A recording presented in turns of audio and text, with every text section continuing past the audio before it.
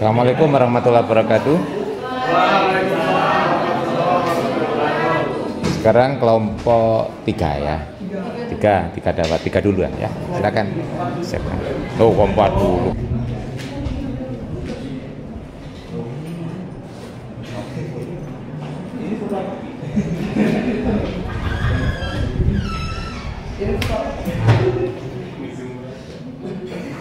Itu baca. Bismillahirrahmanirrahim. Assalamualaikum warahmatullahi wabarakatuh. Waalaikumsalam warahmatullahi wabarakatuh. Jadi yang terhormat kepada Bapak Heri Susanto dan teman-teman sekalian. Jadi kami di sini ingin mempresentasikan dengan judul metodenya yang mendasari sains dan matematika berselanjutnya. Jadi perkenalan dulu dari kami dari kelompok 3. Saya nama tentunya ingin menjelaskan pertama apa itu metode ilmiah dalam sains yang akan dijelaskan oleh sama. Metode ilmiah dalam sains adalah pendekatan sistematis dan terstruktur untuk menyelidiki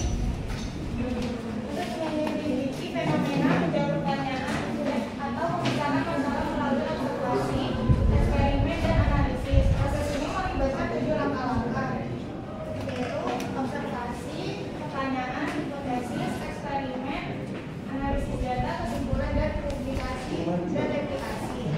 Observasi adalah yang pertama mengamati fenomena atau masalah yang ingin dijawab. Kedua, pertanyaan. Pertanyaan berdasarkan observasi. Yang ketiga, hipotesis, itu menyusun dugaan awal atau jawaban dari pertanyaan. Keempat, eksperimen, yaitu merancang eksperimen untuk menguji hipotesis. Kelima, analisis data, yaitu menganalisis hasil eksperimen untuk melihat apakah hipotesis terbukti benar atau salah. Keenam, kesimpulan, yaitu menarik kesimpulan berdasarkan data yang diperoleh.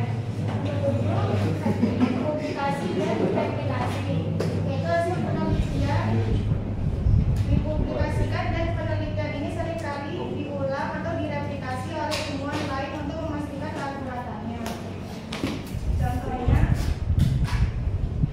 observasi, yaitu mengamati bahwa tumbuhan di bawah sinar matahari tumbuh lebih cepat dibandingkan tumbuhan di tempat teduh. Dua, pertanyaan, contohnya mengapa tumbuhan di bawah sinar matahari tumbuh lebih cepat.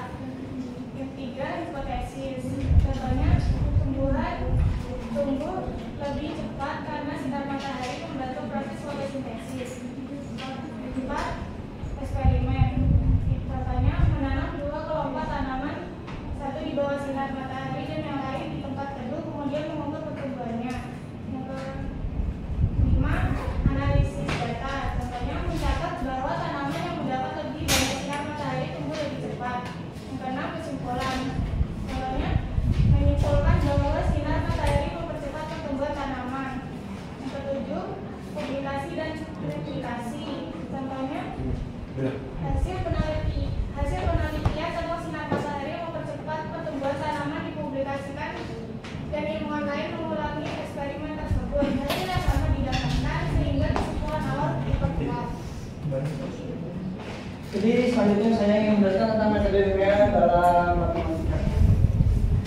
Pengertiannya yaitu metode ilmiah dalam matematika proses sistematis yang digunakan untuk mengembangkan dan verifikasi. Verifikasi itu kayak memastikan teori. Verifikasi itu pasti benar gitu. Verifikasikan teori atau konsep rumus matematika melalui penerapan logis dan motif formal. Proses ini melibatkan langkah-langkah, yaitu pertama, identifikasi masalah. Mengidentifikasi masalah atau fenomena matematika yang memerlukan penyelesaian atau pemahaman. Kedua, formulasi hipotesis, menyusun hipotesis atau teorema yang diharapkan benar. Tiga, pembuktian atau kalkulasi, menggunakan aturan logika, aksioma. Aksioma ini apa ya? Kayak satu hal yang pasti benar itu aksioma. Dan teorema yang udah ada untuk membuktikan atau memverifikasi hipotesis. Yang terakhir, kesimpulan. Setelah pembuktian selesai, menarik kesimpulan tentang kebenaran atau kesalahan dari hipotesis tersebut. Contohnya, dari identifikasi masalah menentukan apakah ada bilangan prima yang lebih besar dari suatu angka tertentu. Dari formulasi hipotesis bahwa bilangan prima tak terbatas. Pembuktian, contohnya membuktikan secara logis bahwa ada bilangan prima tak terbatas dengan menggunakan pembuktian non-adiksi seperti pembuktian Euclid. Kesimpulan, buktinya, contohnya membuktikan secara logis bahwa ada bilangan prima tak terbatas dengan menggunakan pembuktian non-adiksi seperti pembuktian Euclid. Kesimpulannya, metode ini dalam sesat matematika memiliki perbedaan mendasar. Dalam pendekatannya, sains menggunakan observasi dan eksperimen dan data empiris untuk memverifikasi hipotesis. Sementara matematika fokus dalam penilaian logis dan pembuktian formal untuk mengembangkan teorema. Sains memperlukan replikasi eksperimen untuk memastikan hasil.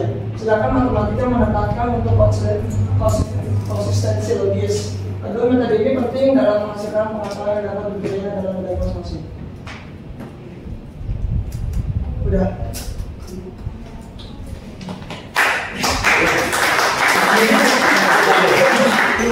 Nah, selesai kan harusnya banyak kayak apa metode, matematika. Menurut aku sih kemarin udah bahas sama Om Fongki, jadi nggak perlu bahas lagi. Jadi kemarin terlalu luas pembahasannya, jadi kalau kita nggak terlalu banyak untuk membahas. Jadi dibahas sama Koki. kalau Fongki ya belum. Jadi kalau ada yang mau tambahin sama yang mau nanya, sekarang waktu dan tempat dipersilakan.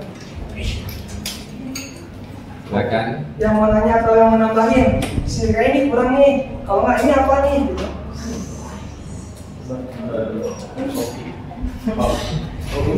Udah dibahas. Ada semangat kemarin Koki. Gak ada.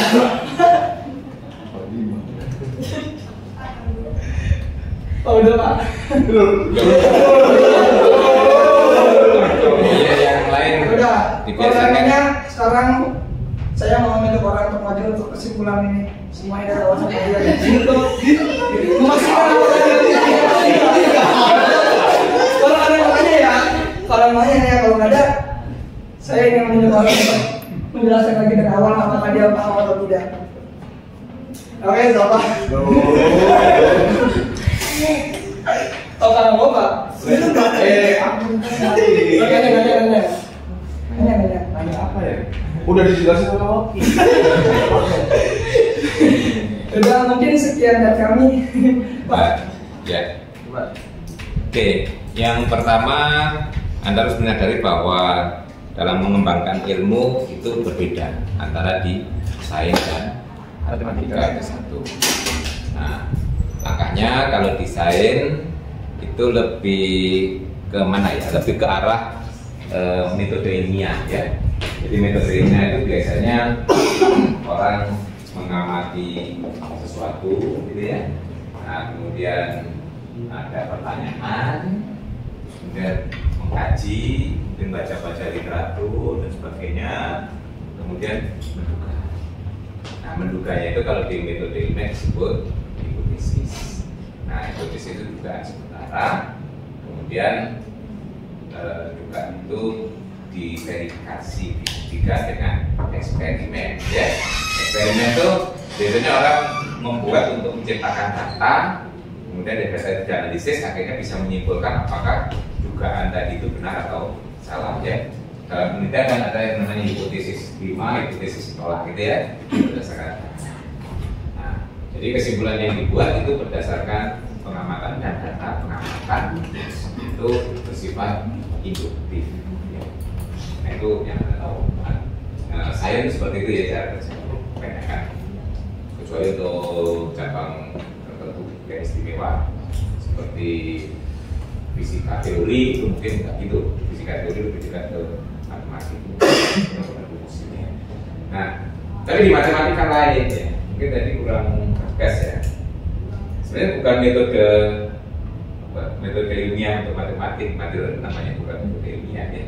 Nah, metode ilmiah kan sudah diklaim oleh saya tadi ya, seperti itu langkah-langkahnya itu metode ilmiah. Nah, kalau matematik itu ilmunya kan bukan induktif tapi bersifat pengambilan kesimpulannya deduktif. Makanya matematik sering disebut ilmu yang deduktif aksiomatik, ya. Jadi dasar berpikirnya adalah aksioma atau postulat. Jadi apa? Aksioma atau postulat itu? Aksioma atau postulat itu? Pasti benar. Apanya pasti benar? Kayak satu Teori kan juga pasti benar kan? kesimpulan yang pasti benar ya. Yo, aksioma itu bukan kesimpulan, malah dia merupakan asumsi dasar. Nah, kalau dianalogikan dengan beragama, postulat itu seperti akidah, ya, kepercayaan. Kalau terhadap akidah, Anda sering mempermasalahkan benar salah kan? Enggak. Akidah itu kita hanya peran kita adalah menerima atau menolak. Jadi kalau ada akidah yang berbeda-beda, ya, nah keimanan yang berbeda-beda, kita nggak boleh mengatakan iman ini salah, iman ini benar, gitu ya. Itu bukan ranahnya benar salah, tapi akidah atau keimanan atau kepercayaan itu adalah kita percaya atau tidak. Kita percaya ini, orang lain percaya itu ya boleh silakan, gitu loh ya. Nah itu. Nah di matematik postulatnya seperti itu. Nah, jadi kalau ingin belajar matematik, dasarnya postulat atau aksioma, kepercayaan, ya percaya sih, gitu ya. Nah, sebagai ilustrasi, Anda dulu waktu belajar geometri, percaya itu kalau ada satu garis, ada titik di luar garis, kita hanya bisa membuat satu garis melalui titik dan sejajar dengan garis yang tahu. Itu postulat. Anda nggak bisa menyalahkan, nggak bisa membenarkan di situ. Ya, terima saja kalau ingin belajar geometri waktu itu ya. Ya waktu itu Anda kan enggak. Nah, beda dengan teorema. Kalau teorema itu kebenarannya harus dibuktikan, ya. Nah, dalil atau hukum atau sifat teorema itu harus dibuktikan. Nah, jadi postulat itu keyakinan. Apa boleh orang lain mengembangkan postulat yang beda? Boleh, ya. Seperti kita beragama itu, kenapa kok muncul agama itu berbeda-beda? Karena akidahnya beda-beda, ya kan? Nah, akidahnya seperti ini ikut agama ini, yang akidahnya seperti ini ikut agama ini, yang akidahnya seperti ini. Nah, itu ada tak boleh menyalahkan akidah agama orang lain, gitu ya. Nah, di geometri kalau postulatnya tadi itu diganti, ya, itu jadi berbeda. Tadi kan ada garis, ada titik, kita hanya bisa membuat satu garis seperti ini. Kalau itu saya ganti versi kedua, kita bisa membuat banyak sekali garis mulai titik, ya. Saya ganti versi ketiga kita tidak bisa membuat sama sekali, ya, karena kalau dibuat pertemuan akan berpotongan, gitu. Nah, kalau itu ada tiga aksioma berbeda, kan? Apakah yang satu menjatuhkan yang lain? Nah, itu ketiga-tiganya akan muncul sebagai cabang geometri yang berbeda-beda. Nah, nanti hukumnya bisa berbeda, ya. Nah, itu. Jadi kalau di matematik itu kalau ada teori baru, gitu ya, ada aksioma baru itu tidak menjatuhkan yang sama, ya. Nah, tetapi bisa dipakai bersama-sama, tapi masing-masing punya struktur yang berbeda-beda. Nah, cara di langkah awalnya memang sama ya dengan saya tadi. Kalau kita ingin mengembangkan matematik, memang biasanya ada fenomena kita amati, gitu. Terus ada polanya, gitu ya. Nah, setelah itu diduga. Nah, kalau di matematik namanya bukan hipotesis, bukan itu apa?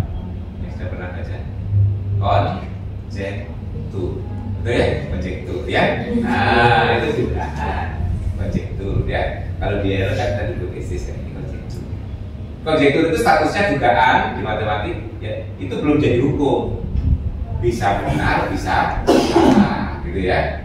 Kalau ingin diangkat jadi teorema, harus dibuktikan secara deduktif. Kalau kita ingin menyalahkan, bisa mencari counter example-nya, contoh penyangkal. Sebagai contoh, dugaannya. Oke, saya mengatakan, oh, dia mati terus.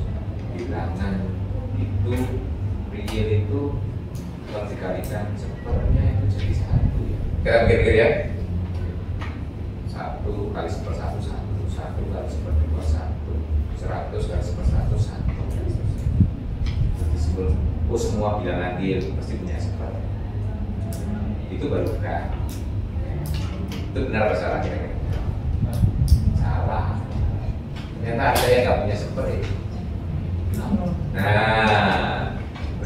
dugaannya bisa direvisi toh. Nah tadi dugaan pertama semua bilangan real itu punya seper kan dikalikan dengan hasil satu. Terus ada orang, oh salah, ada contohnya, ini namanya contoh penyangkal toh. Contoh penyangkal satu aja udah cukup gitu. Tapi kalau contoh penyangkalnya kita buang semua nanti akan jadi kesimpulan yang universal juga toh. Contohnya bilangan real itu kalau nolnya dikeluarkan, nah artinya statementnya menjadi setiap bilangan real yang tidak nol pasti punya inverse atau seper gitu ya. Terus oh itu yakin nggak bisa disalahkan lagi baru dibuktikan. Akhirnya muncul sebagai suatu teori, gitu ya, sifat, gitu ya. Nah seperti itu. Nah menunjukkan contohnya dulu seperti Pythagoras, seperti ya mungkin aja nggak mati dulu ya.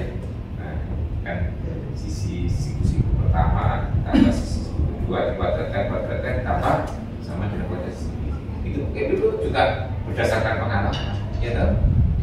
Akhirnya diduga nggak ada yang bisa menyalahkan. Terus akhirnya dimunculkan sebagai Anda sudah pernah buktikan teorema Pythagoras? Padahal pelajaran mulai SD ini kok seperti ada beragam aja, terima begitu saja tanpa bukti gitu ya. Banyak tahu kita kadang-kadang kan terima begitu aja tahu. Ajaran dari ustaz kita mulai kecil sampai gede kita nggak pernah mempelajari membuktikan apakah fikih yang kita terima itu benar atau salah ya. Kalau fikih itu statusnya sama dengan teori ya. Kita harus mempermasalahkan benar salahnya. Kita akan memakai yakin itu kalau sudah tahu buktinya. Di matematik juga gitu. Kalau ada ketemu teorema nanti ya mungkin kalau bukan orang matematik teori biasanya kadang-kadang nggak terlalu tertarik melihat bukti ya. Nah, tapi orang kalau mau memakai itu supaya yakin kan harus tahu ini benar salahnya. Nanti coba baca ya ahli-ahli matematika internasional dulu ya, macam-macam matematika juga besar. Itu banyak yang latar belakang bukan matematika, tapi engineering, fisikawan dan sebagainya itu karena ingin memakai matematik, kemudian mempelajarinya supaya yakin bahwa yang dipakai benar, akhirnya justru tertarik dengan matematiknya. Ya. Akhirnya berikutnya jadi ahli matematik banyak. Ya. Seperti Anda mau jadi aktuaris, nah, nanti memakai matematik. Nah, sebelum dipakai Anda harus yakin dulu benar nggak ini rumus ini gitu ya. Nah kita nanti diverifikasi minimal kalau Anda tidak bisa membuktikan sendiri pernah membaca buktinya dari orang lain, dari buktinya orang lain ya. Nah, itu biar kita yakin. Nanti kalau ditanya yakin Anda benar rumus itu? Nah akhirnya kesimpulan Anda yang menggunakan rumus itu bisa diragukan loh. Nah, itu akhirnya orang lain jadi nggak percaya pada Anda. Oh yakin, buktinya Bapak, Ibu bisa lihat di bukunya ini. Ya Anda nggak membuktikan sendiri tapi merujuk bahwa rumus ini benar. Silakan dilihat di buku cara mendapatkannya, seterusnya, atau lihat di jurnal ini. Begitu. Anda merujuk pada hasil penelitian. Kebetulan nanti mengalami ini di aktuaria biasanya banyak rumus-rumus di matematika yang dipakai begitu dan harus digunakan sendiri. Kecuali yang asli yang ada generate yang berkaitan dengan asuransi itu memang harus memodelkan sendiri, kemudian nanti di perjalanan kan gitu ya, memodelkan, kemudian cari solusinya, gitu ya. Nah, model-model yang kait-kait dengan itu. Dan nanti akan muncul ya. Jadi tadi dari ngamati, kalau matematik prosesnya ngamati, menduga konjektur itu, kemudian konjektur itu bisa salah, bisa benar. Kalau benar dibuktikan akan jadi teorema. Kalau salah ya saya gagal saja. Atau direvisi, diperbaiki gitu ya dugaannya. Nah kalau saya jadi teorema dibuktikan, nah saya jadi hukum. Biasanya boleh dipakai oleh orang lain gitu ya. Jadi sebenarnya esensinya di situ agak berbeda. Jadi yang disebut kesimpulan dalam matematik atau bukti dalam matematik atau hukum dalam matematik itu bersifat deduktif cara menurunkannya. Membuktikan teorema bisa menggunakan teorema sebelumnya atau menggunakan postulat sebelumnya, gitu ya. Itu. Ini dia memang kontroversi karena postulat itu kan diterima begitu saja kayak doktrin, ya. Tapi itulah keyakinan, ya. Sama berikutnya. Nah di sains juga ada yang dikaitkan dengan matematik, terutama yang teori, gitu ya. Nah ini nanti mungkin perlu dibahas ya. Nah tadi ada satu yang mungkin saya agak istilahnya bilangan prima itu bukan terbatas istilahnya. Tak hingga. Bedakan ya, pengertian tak hingga dan terbatas. Nah, beda. Kalau dalam bahasa Inggris terbatas itu bounded. Kalau hingga itu finite. Ya. Nah, jadi kalau menghitung banyaknya itu finite or infinite ya banyaknya. Tapi kalau interval ya itu misalnya paling sedikit sekian, paling antara ini namanya bounded terbatas ya. Interval 01 itu terbatas. Tapi banyaknya bilangan realnya tak hingga gitu ya. Nah, siapa bisa menghitung banyaknya bilangan real pada interval 01? Ya bisa. Jadi kalau nggak bisa dihitung itu namanya tak hingga. Nah, kalau tapi terbatas karena dibatasi oleh 0 di bawah, yang di atas dibatasi oleh 1 itu namanya terbatas. Jadi nanti gunakan istilah yang benar ya dalam matematik itu karena istilah itu spesifik ya.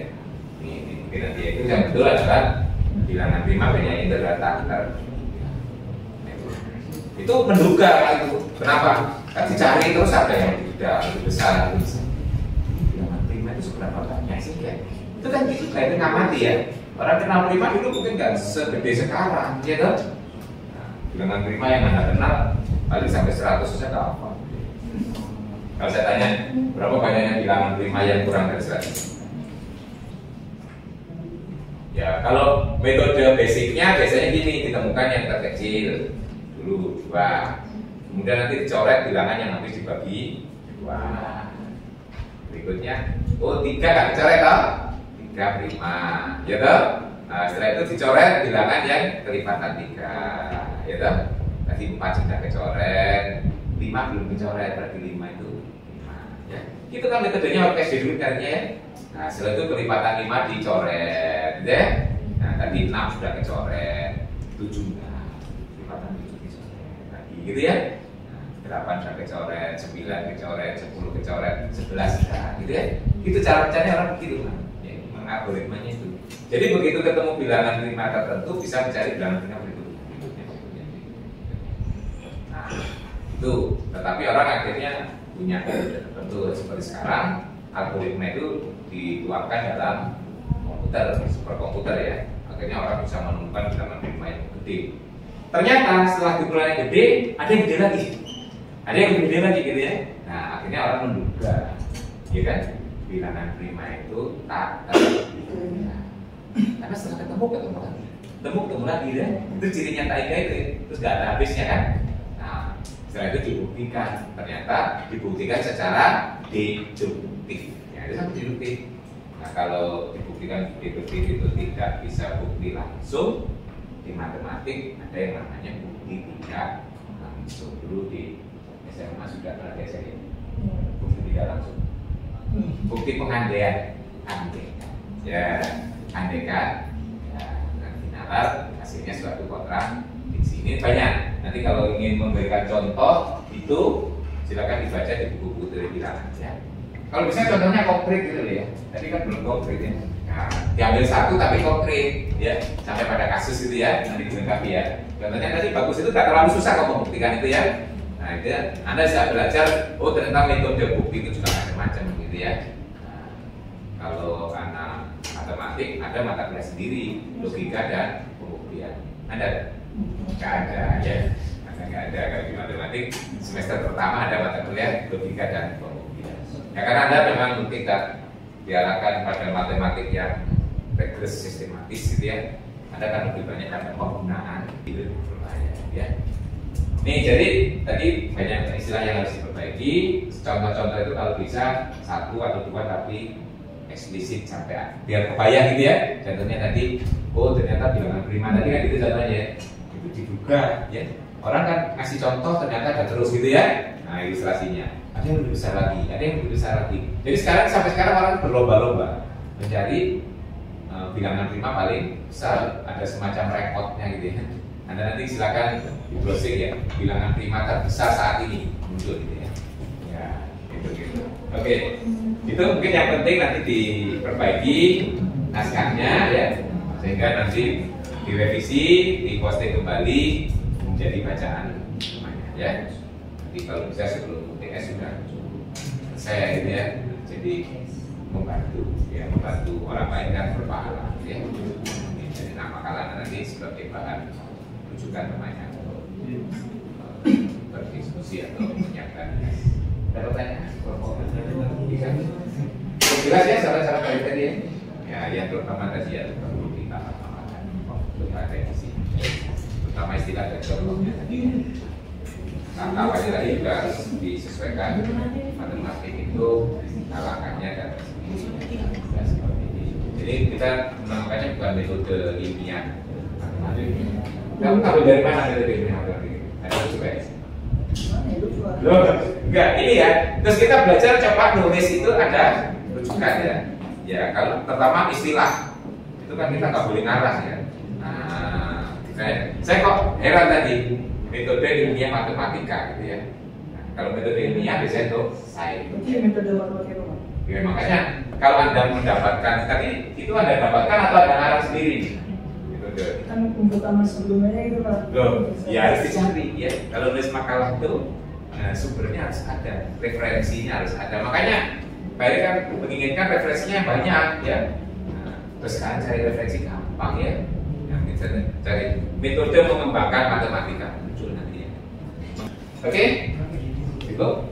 Oke, kalau cukup bisa dia. Ya mungkin cukup dan sekian dari kami. Mohon maaf kalau ada salah. Assalamualaikum warahmatullahi wabarakatuh. Waalaikumsalam warahmatullahi wabarakatuh.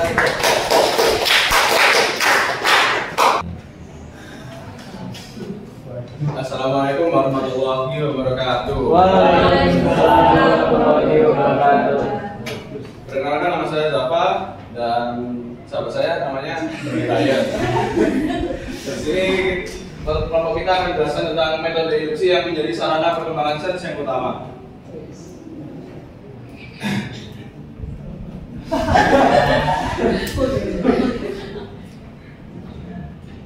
Satu, metode induksi.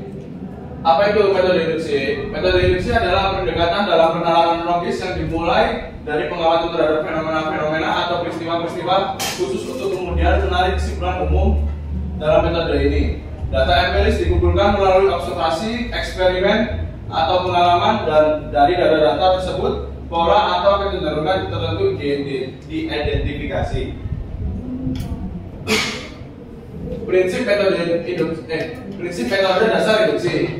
Yang ke-1, pengamatan empiris.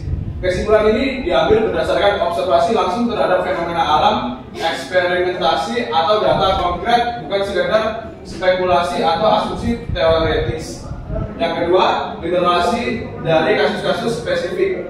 Proses induksi melibatkan generasi dari pengamatan individual kesimpulan yang lebih luas. Setelah mengamati beberapa kasus yang memiliki pola atau karakteristik yang sama. Yang ketiga, kecermatan dan ketelitian pengamatan.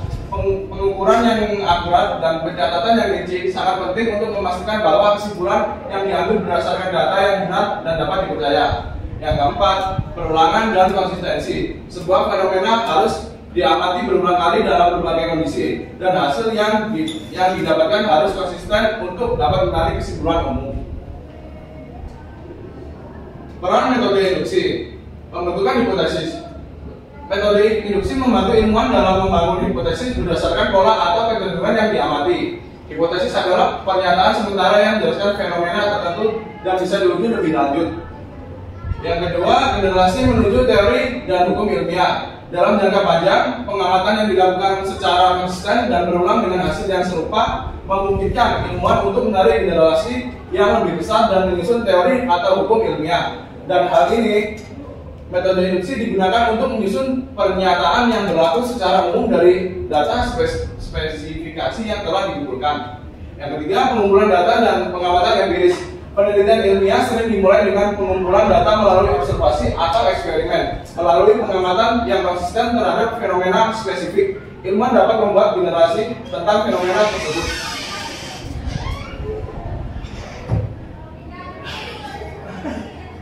Yang pertama, metode induksi. Yang satu, fisika, hukum gravitasi Newton. Kita mengamati bahwa semua benda yang jatuh di bumi mengalami percepatan ke arah pusat bumi. Dengan menggeneralisasi hasil pengamatan ini, Newton menyusun hukum gravitasi universal yang menyatakan bahwa semua benda dengan massa saling menarik dengan gaya yang sebanding dengan massa mereka dan berbanding terbalik dengan wadah jaraknya.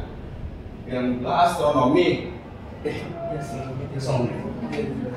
Astronomi teori heliocentris. Nicholas Copernicus mengamati gerakan planet dan langit, menyibukkan bahwa planet-planet mengelilingi matahari bukan bumi melalui metode induksi. Ia menyusun model heliocentris yang menandai revolusi besar dalam astronomi. Yang ketiga, kimia. Tabel periodik Mendeleev. Dmitri Mendeleev mengamati sifat-sifat kimia dari berbagai unsur dan mengidentifikasi pola keteraturan berdasarkan massa atom. Berdasarkan pola ini, ia membentuk tabel periodik yang meramalkan keberadaan unsur-unsur yang belum ditemukan. Yang keempat, geologi. Teori tektonik lempeng. Ilmuwan menggunakan metode induksi untuk menyusun teori tektonik lempeng yang menjelaskan bahwa permukaan bumi terdiri dari lempeng-lempeng yang bergerak. Teori ini berdasarkan pada pengamatan terhadap pola gempa bumi, distribusi gunung berapi, dan bentuk benua.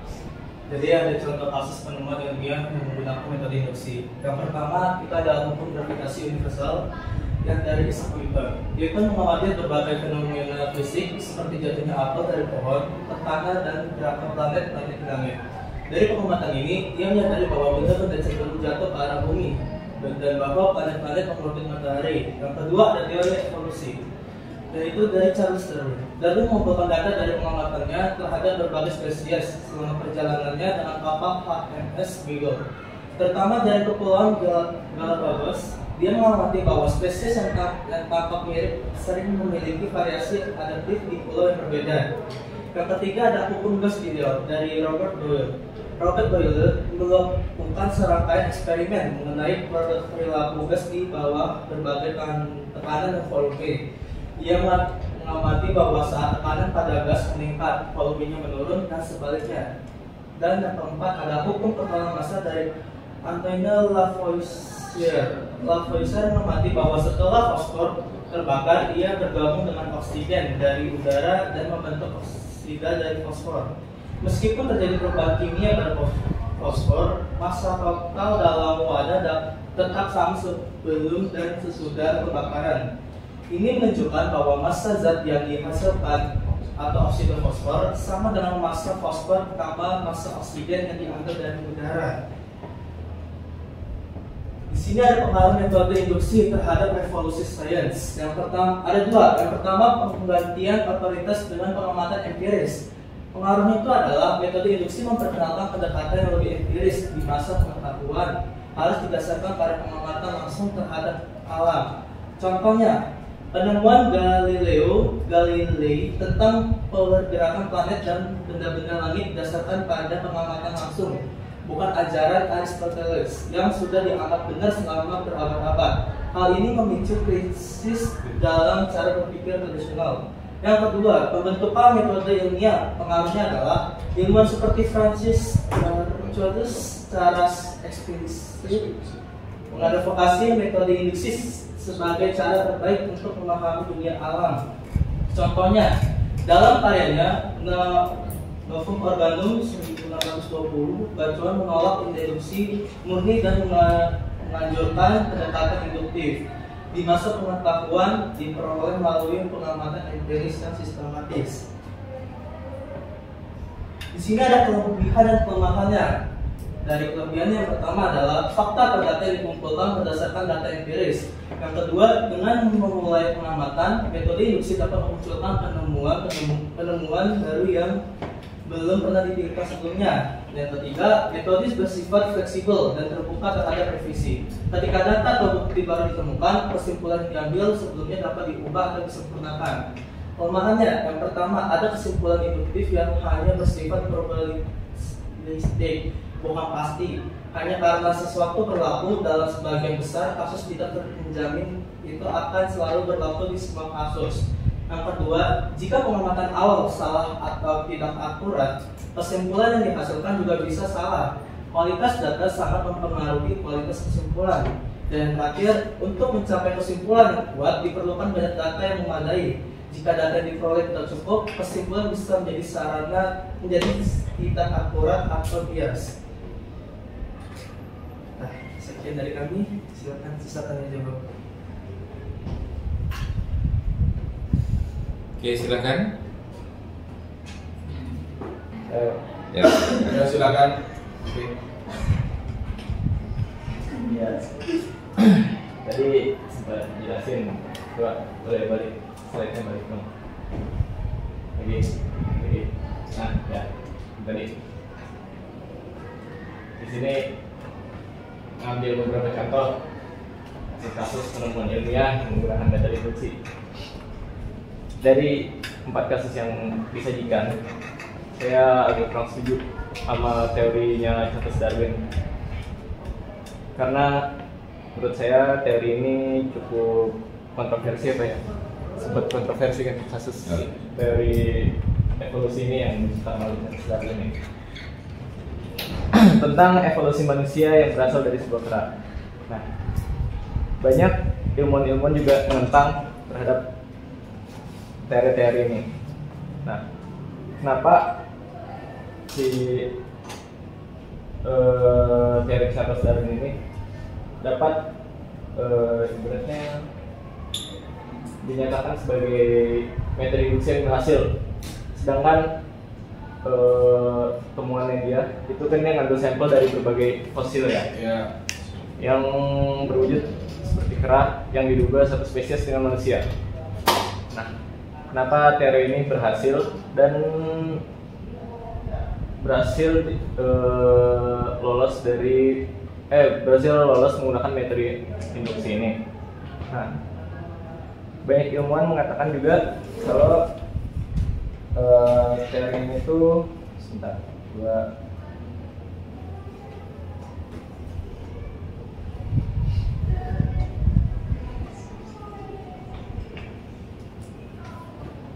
tentang banyak oleh ilmuwan-ilmuwan yang beragama, salah satunya agama kita ya, agama Islam salah satunya. Nah,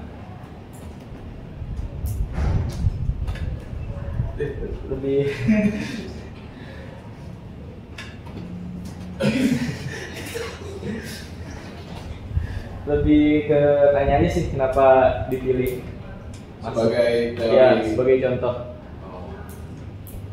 Kan banyak contoh lain. Coba apa yang menguatkan buat dipilihnya teori ini?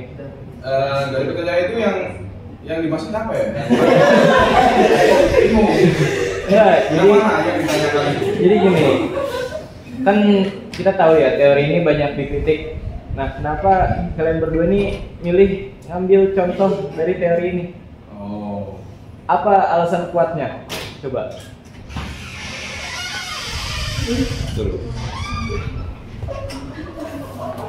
Apa emang setuju manusia ini evolusi dari kera? Apa kalian berdua setuju kah? Apa nggak setuju? Coba dijelaskan.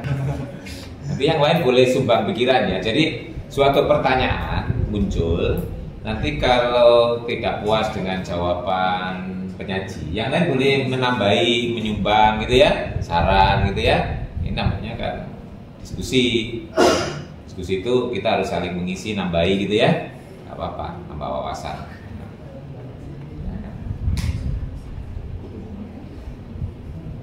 Ini tadi intinya sebenarnya pertanyaannya itu adalah teori Darwin itu, teori evolusi Darwin kan masih kontroversi gitu ya. Nah, misalnya belum mapan. Kenapa kok dipilih sebagai model oleh kelompok? Nah, gitu loh, itu gampangannya gitu ya pertanyaannya.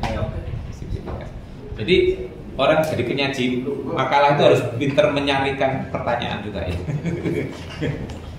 Oke, jadi dari pertanyaan Syarafi bisa simpulin kenapa dia bisa berhasil.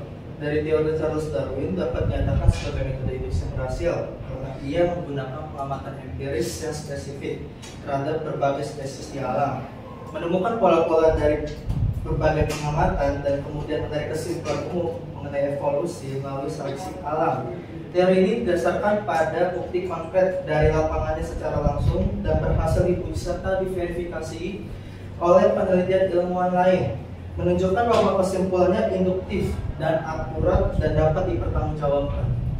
dan terima kasih. Berarti secara nggak langsung kalian percaya nih, manusia evolusi dari kera. Antara nggak percaya ya. Nah kalau nggak percaya terserah dimasukin. Gitu loh, gampang. Ya gimana ya? Kalian akan menjawab pertanyaan Raffi dari sudut pandangan agama. Umumnya agama-agama Abrahamik percaya bahwa manusia diciptakan secara langsung oleh Tuhan. Dalam Islam, misalnya, diyakini bahwa Adam dan Hawa adalah manusia pertama yang diciptakan oleh Tuhan tanpa proses evolusi. Namun di beberapa komunitas agama ada pandangan yang mencoba menggabungkan antara evolusi dan kepercayaan religius seperti teori evolusi teistik yang menyatakan bahwa Tuhan memandu proses evolusi sebagai cara menciptakan kehidupan. Ya.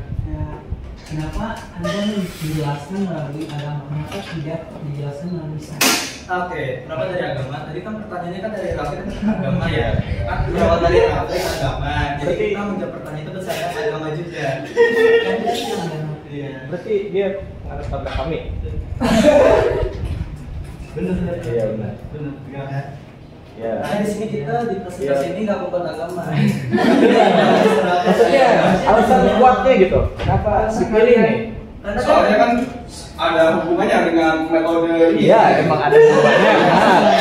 Kenapa harus selain? Iya, juga sesuai mungkin. Tadi kan Bapak jadi di pencarian itu cara sebenarnya ini termasuk yang sudah terverifikasi. Jadi kita sudah terpercaya. Ya. Jadi udah ada lapangan juga tuh. Maksudnya nggak ada teori selain teori 4 teori di atas ini itu yang terverifikasi kan masih banyak teori-teori. Iya, masih banyak. Iya. Sama teori.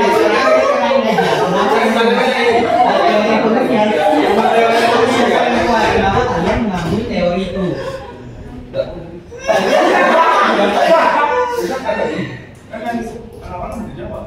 Ya udah kan. Iya, jadi terverifikasi dari 4 contoh di atas ini. Emangnya nggak ada yang lain? ada. Tapi kita ini memilih yang ini. nah, di situ Yang berapa? Karena udah terverifikasi. Iya, perlu diverifikasi. Mungkin memang ada. Ada.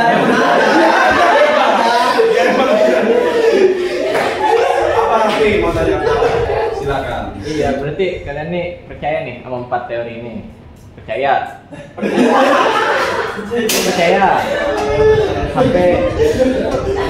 sampai dimasukkan dan dijelaskan ke kita nih yang nggak tahu sebelumnya metode induksi ini apa mungkin. Berarti secara nggak langsung kan saya nanya tadi, berarti kalian percaya manusia dari sebuah kera evolusi, percaya? Kalau dari sudut agama, Iya percaya. Pertanyaan saya kan gampang. Percaya. Ya, percaya. Saya deh.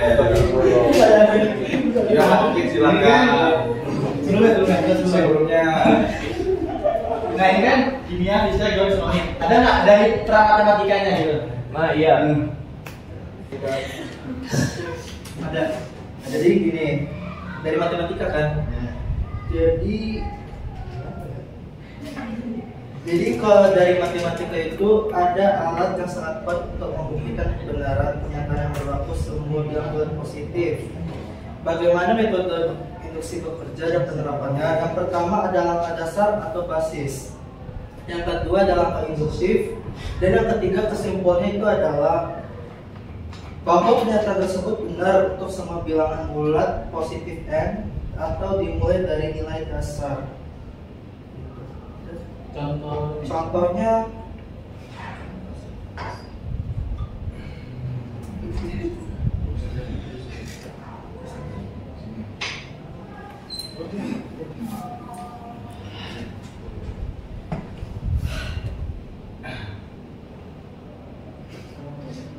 Contoh.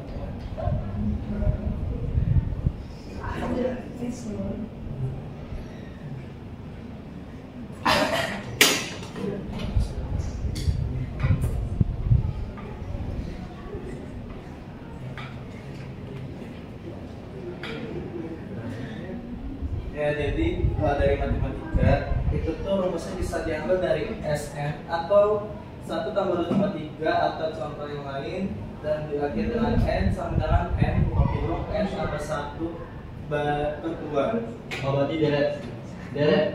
Apa? Deret. Itu kan rumus deret. Ya.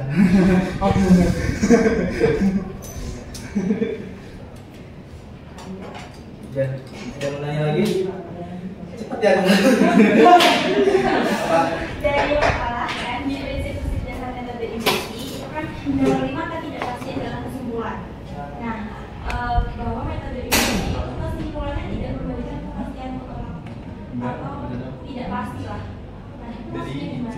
Apakah dari contoh-contohnya tadi itu kesimpulannya tidak pasti? Itu kan sudah melewati observasi, pengamatan dan segala macam. Kenapa kesimpulannya tidak pasti? Yang dimaksud Ya bagaimana makalah? ya, bagian apa di makalahnya? yang di bagian prinsip-prinsip dasar yang kelima bab 2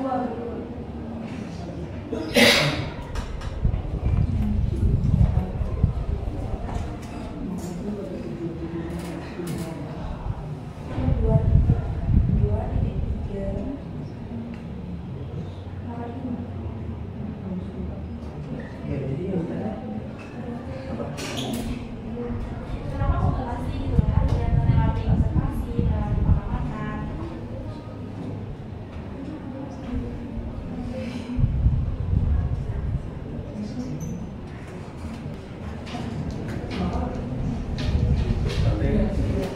Jadi ini kita bertanya Senawa, kenapa bisa dibilang tidak pasti dalam kesimpulan?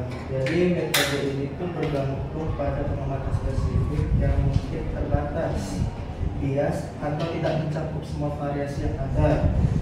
Selain itu adanya anomali, kesalahan, generalisasi dan potensi hubungan sebab akibat yang salah dapat membuat kesimpulan induktif tidak selalu dapat diandalkan.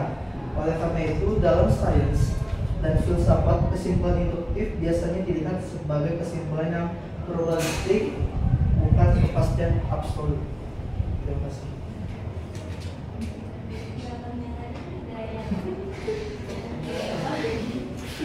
Yang gravitasi tadi terus yang ada evolusi begitu tidak lagi.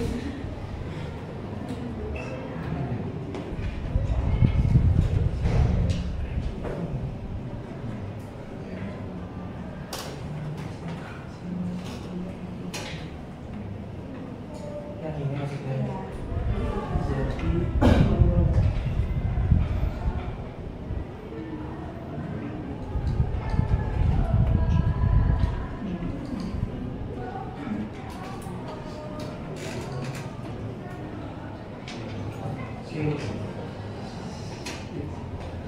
Jadi teori ini kan banyak orang ketahui ya.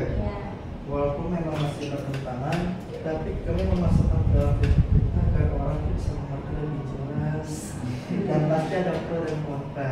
Nah, dan ada yang mau nanya lagi? Ya, Rafli. Silakan. Lupas. Ya, Lupas. ini kan ada dikasih contoh juga ya, berhasil menggunakan metode induksi ini. Kita kasih contoh bahwa kita tuh memakai metode ini kepada kesimpulan yang salah atau kepada kesimpulan yang tidak benar. Kita kasih contohnya. Berarti contoh metode induksi yang salah. Kita pakai metode ini, tapi kita malah dapat kesimpulan yang salah. Contoh ada. Kalian tahu Oh, dari ini sini gimana cara mengatasinya? Kejam. contohnya nih, kan yang salah ya. Anggap ada semua angsa putih. Jadi di pengamatan itu di setiap kali seseorang lihat angsa tersebut akan selalu berwarna putih. Dan dari kesimpulan induktif yang salah, semua angsa berwarna putih adalah contoh dari kesalahan generalisasi, di mana sekarang menarik kesimpulan umum dari pengamatan terbatas. Pada kenyataannya ada angsa hitam yang ditemukan di Australia, tetapi jika orang pernah melihat angsa di Eropa, mereka mungkin salah menyimpulkan bahwa semua angsa berwarna putih. Dan cara mengatasinya, ya Hoki, itu ada perluas sampel pengamatan. Yang Yang kedua, kesadaran akan penguasaan. Dan yang ketiga, ada cara menarik kesimpulan dan absolut. Berdasarkan bayangan yang tadi, si Aksa. Oke. Alhamdulillah. Ada lagi yang mau bertanya? Ada lagi yang mau nanya? Ya, silakan. Ayo. Diobrak. Ya, Iqbal.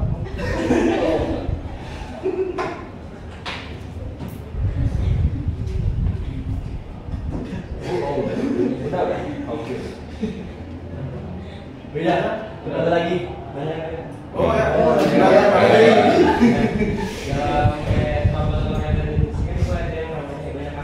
Ya. Di PPN ini ada 4 kan. Kenapa sih dari 4 studi kasus ini bisa disebut menggunakan metode induksi? Memang langkah-langkah apa yang mereka lakukan sehingga si contoh ini bisa dikatakan menggunakan metode induksi? Ya karena kan mereka udah melakukan penelitian terlebih dahulu dan memang Langkah-langkahnya seperti apa kan? Banyak orang penelitian nggak menggunakan metode induksi juga. Ada yang gunakan metode lain. Kenapa si orang-orang ini contoh studi kasus ini bisa dibilang menggunakan metode induksi?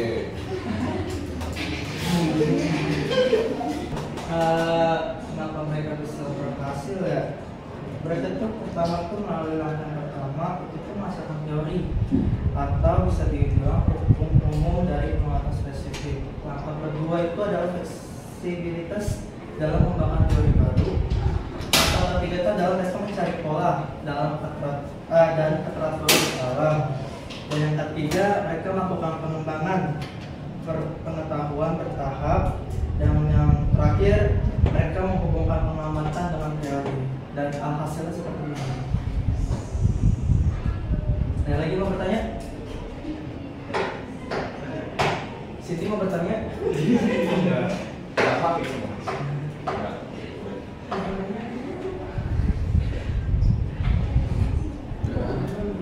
lagi mau bertanya? Itu kok aneh itu saya membaca ya yang di contoh itu. 4 itu nggak level ya.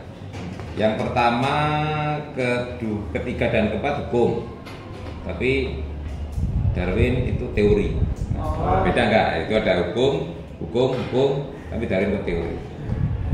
Ya, mungkin kan di setiap penemu ilmiah kan mereka melakukan yang berbeda-beda ya Pak. Dan mungkin setiap penemu itu bisa melakukan ilmiah dari hukum ke hukum dan terakhir teori. Jadi nggak bisa semua bisa meratakan dengan hukum. Yes. Nah, berarti Anda ngambilnya itu nggak apple to apple ini. Enggak, Pak, ini ada urut-urutan. Iya. Enggak, contohnya ini, Iya. ya kenapa kok yang 3 hukum, yang 1 teori? Kok nggak hukum semua? Cari contoh. Karena berdasarkan pengamatan sih yang kami cari itu tuh ada paling banyak itu tuh hukum dan sisa yang terakhir itu ada teori. Nah, kemudian ini saya perlu luruskan antara deduksi induksi. Ini sebenarnya yang dimaksudkan deduksi induksi yang di sains itu adalah deduktif dan induktif, ya. Itu maksudnya ya. Kalau kita orang matematik menyebutnya sering adalah deduktif induksi. Jadi kalau dimaksudkan di sini induksi, karena nanti Anda confuse dengan istilah induksi matematik.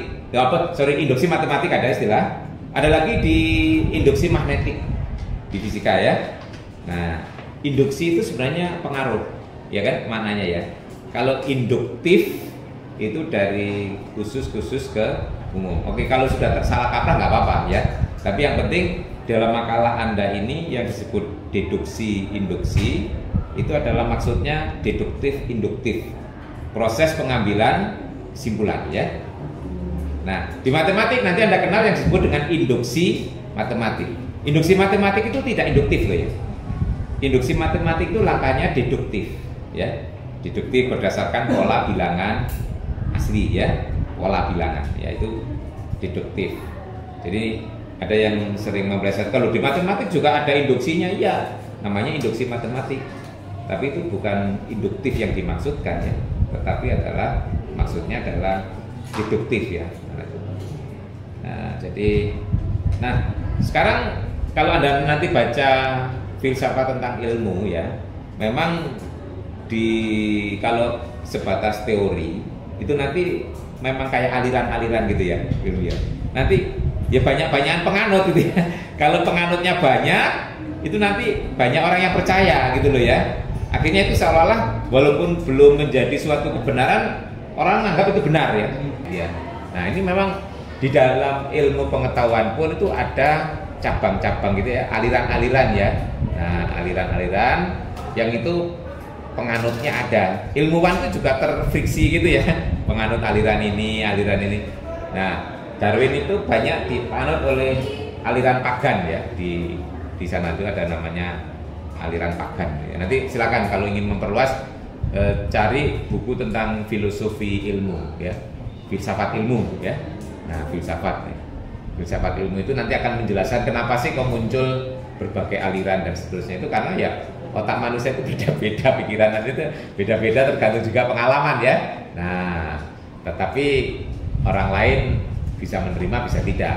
Kalau suatu teori itu belum proving gitu ya, belum terbukti itu ya tergantung siapa yang percaya, siapa yang tidak gitu ya. Ya baik, nanti mungkin hal-hal yang kurang ditambahi ya, yang tidak benar bisa direvisi, dilengkapi. Nah contoh-contoh kalau bisa lebih dalam gitu ya. Dan sekarang ya nanti dicari ilustrasi atau sumber dari referensi masih cukup banyak ya, sehingga nanti menjadi bacaan yang menarik untuk teman-temannya. Mudah-mudahan masukan baik dari teman maupun dari hari ini nanti bisa menambah bahan untuk memperbaiki makalah menjadi lebih baik ya, sehingga nanti enak dibaca ya, enak dibaca, kemudian isinya juga bermanfaat gitu ya. Nggak ada salahnya kita sitir sana sitir sini, yang penting disebutkan sumbernya gitu loh ya. Dalam penulisan naskah itu kan gitu ya, yang penting ini sumbernya dari sini, biar Anda itu nggak selalu menanggung sendiri nantinya. Kalau nggak di dalam dunia ilmiah, kalau Anda tidak mencantumkan sumber rujukan, itu dianggap pemikiran Anda ya kan. Nah, tapi kalau kita pinjam dari beberapa kemudian kita solusikan, kita simpulkan, itu boleh gitu ya dalam menulis. Menurut pendapat si A ini, pendapat si B, pendapat si C, jadi secara keseluruhan menurut saya demikian gitu ya, berdasarkan 3 pendapat atau 4 pendapat, atau kalau saya cenderung memilih salah satu di antara 3 pendapat itu gitu loh ya. Nah ini itu. Nah kalau Anda terbiasa begitu menghadapi perbedaan mazhab, jadi nggak bingung gitu. Ya di Indonesia, yang Islam yang mohon maaf bagi yang Indonesia, di Indonesia itu kan ada 4 mazhab yang besar itu ya. Nah dalam menyikapi permasalahan bisa berbeda, itulah bayangannya ya. Nah, pendapatnya bisa beda-beda. Nanti untuk kasus ini menurut mazhab ini begini, mazhab ini begini ya. Anda mau milih salah satu mazhab boleh, Anda mau menyimpulkan ya silahkan ya, kalau ilmu Anda nyampe gitu ya. Nah yang paling aman milih salah satu ya, yang aman, karena kita menyandarkan pada pendapat orang. Tapi apakah selamanya terus kita ngikut orang? Nah itu ya. Nah kalau bisa kan, karena nanti yang dimintai pertanggungjawaban kan one by one gitu ya. Nggak boleh nanti karena saya ngikut itu gitu ya. Terusnya gitu ya. Oke. Di ilmu juga begitu ya. Nanti matematikanya di sini tadi komentarnya kurang tajam ya. Konten matematikanya lebih banyak sainsnya, belum berimbang ya. Oke, cukup? Wassalamualaikum. Terima kasih dari kelompok kami. Jika ada salah kata, mohon dimaafkan. Wassalamualaikum warahmatullahi wabarakatuh.